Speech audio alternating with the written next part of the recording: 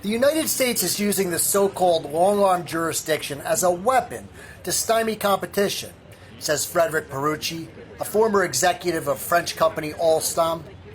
Perucci spent 2 years in a U.S. prison for his alleged role in a bribery scandal in Indonesia, based on which he co-authored a book, The American Trap.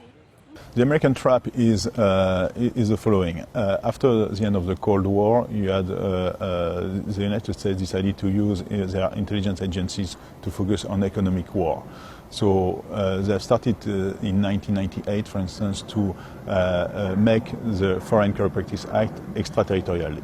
In April 2013, Perucci was arrested in New York by the U.S. Federal Bureau of Investigation.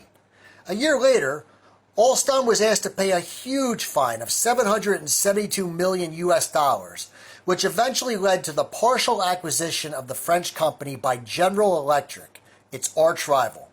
I want to alert employees, companies, politicians about how the United States is using the law as an economic weapon in order to destroy companies, to buy them on the cheap, to put pressure on their employees, and eventually to make them pay a huge fine to the United States Treasury Department.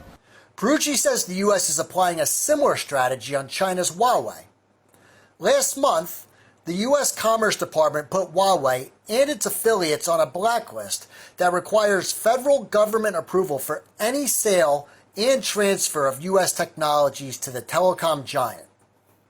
Huawei CFO Meng Wanzhou has been arrested in Canada at the request of U.S. authorities. I'm outraged because they're using exactly the same tactic.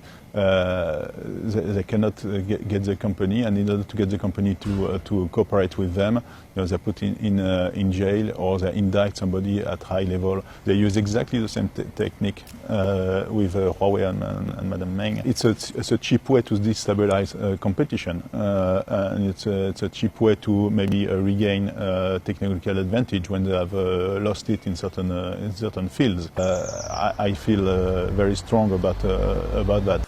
Perucci calls on all other countries to join hands to counter U.S. unilateralism, saying that yesterday it was Alstom, today it's Huawei, and no one knows what would come tomorrow.